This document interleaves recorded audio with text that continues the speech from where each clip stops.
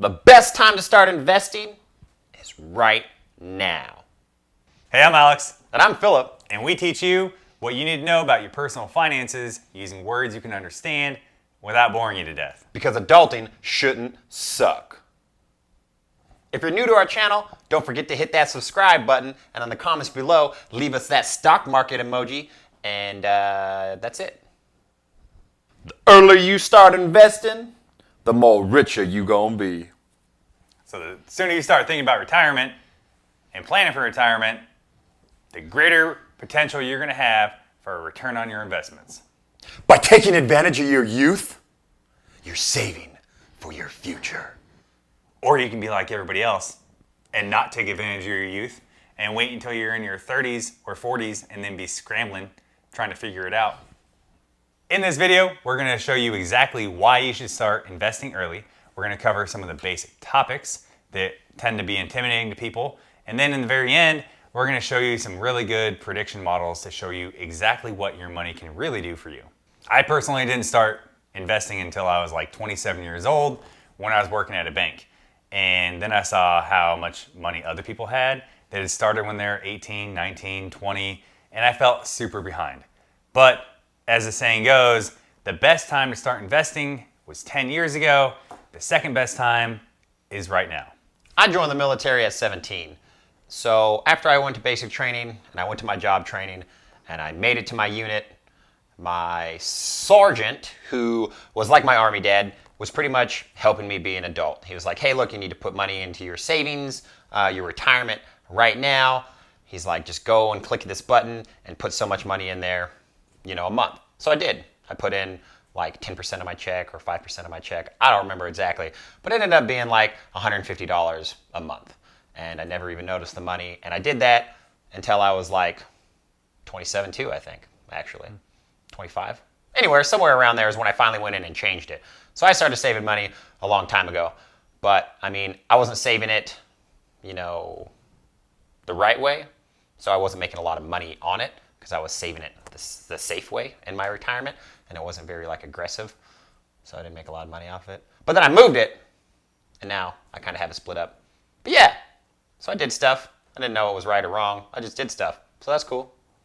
You had a good mentor early on. Yeah. Or at least somebody to show you the way. A lot of people say, I'll start investing once I make more money.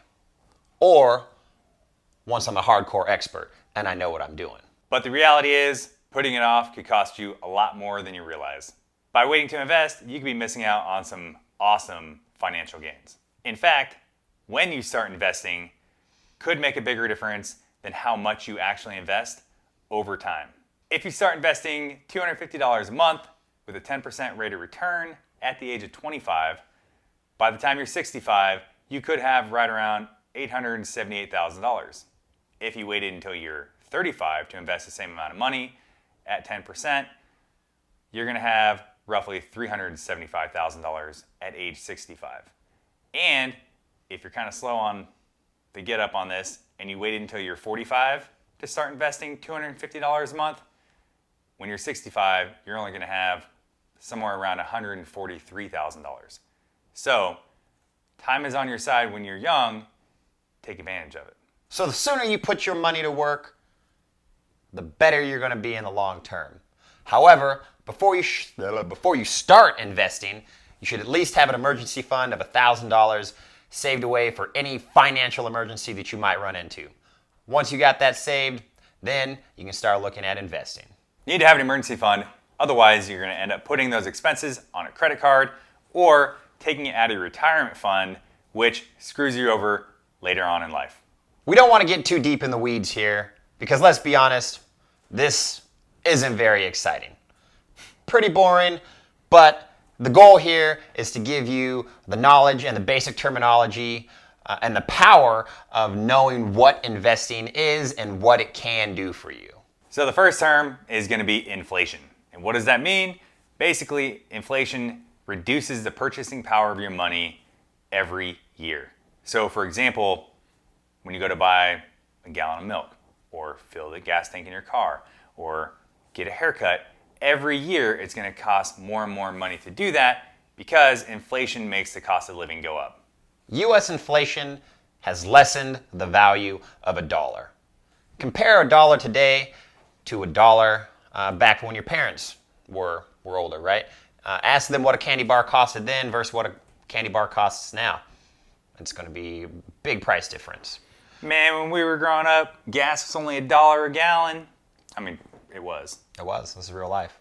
I mean, for me, you too, Yeah. right? Yeah. Yeah, we old. Yeah. I mean, now it's like Probably not as old as your mom and dad, but we're old. $3.50.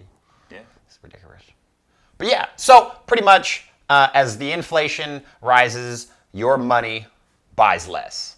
For that reason, it can reduce your standard of living over time, but if you make wise investments, you can actually outpace inflation.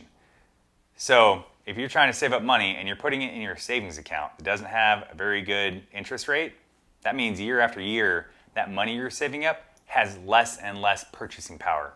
Because the inflation is rising faster than the interest rate on your savings account. At pretty much all banks. The next thing is the rule of 72. The rule of 72 is a simple way to put how long it's going to take you to double your investment in an account with a fixed annual rate of interest. So how the rule of 72 works is that if you invested $1 and you got 10% interest rate on that, over 7 years, you're going to have a whopping $2. Oh. Yeah.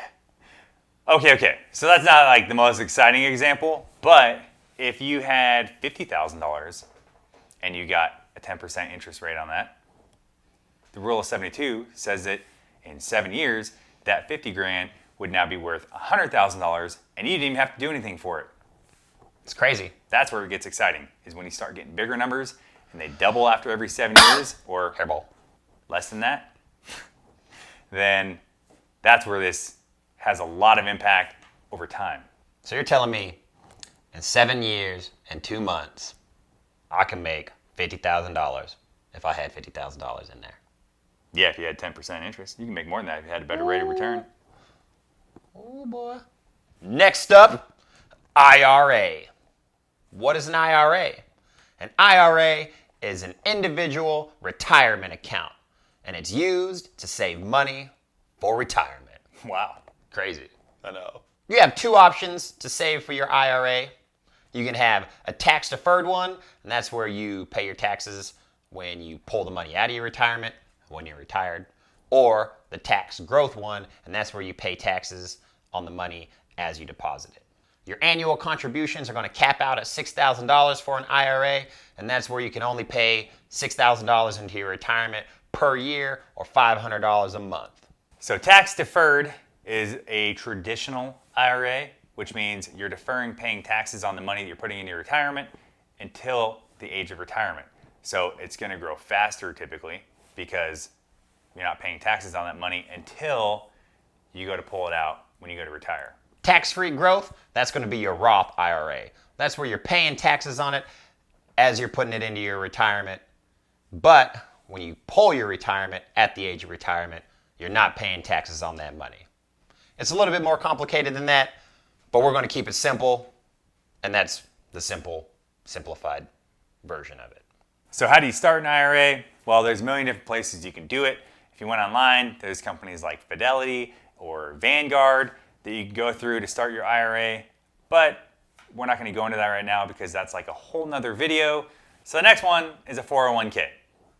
This is where a company will offer a retirement program for their employees, and they automatically take money out of your paycheck, however much you want them to, and they put that into your 401k for retirement, and if you're lucky, they're going to match some or all of your contributions. Like IRAs, 401ks have traditional 401ks and Roth 401ks. In 2020, the maximum amount that you can contribute to a 401k is $19,500 per year if you're under the age of 50. Not every company offers a 401k. So in that case, if you work for a small company or a mom and pop shop, whatever, or you're an entrepreneur and you don't have access to a 401k, that's where having an IRA really helps. So the exciting part about investing early is definitely not the terminology. That's the boring part, but you have to understand that in order to appreciate this next part, which is actually going through and showing you what the power of your money can do, especially when you start early. So I really prefer to go to bankrate.com. So once you go to that site, you click on the retirement tab up top, go to all retirement calculators, and then scroll down to investment goals calculator. From there, you can play around and really get a good idea of what your investments can look like. So let's say you're 18 and you retire at 65. That's 47 years to accumulate money. We're going to say you don't have any initial amount to invest and your rate of return, we'll say 7%. Periodic contribution, we're going to say you do this every month. So once a month you put money in, and let's say you start out with $50 a month at age 18. By the time you go to retire, it could be worth $107,000 or up to $203,000, depending on if you do a Roth or a traditional. Now, this is where your rate of investment makes a big difference. So let's say, tax deferred was $203,000 at 7%. At 10%, you're only putting in $50 a month. That jumps up to $546,000. That's a huge difference. And that's only $50 a month. $50, that's it. And let's say you decide to do $100 a month. What does that come out to? $100 a month from the time you're 18 until you're 65 is over $1 million. Only $100 a month. But let's say you don't start until you're 25, right? Now that only gives you 40 years to accumulate that money instead of 47 years. This is where you see the difference of time. Instead of being worth $1 million, $555,000. That's a big difference.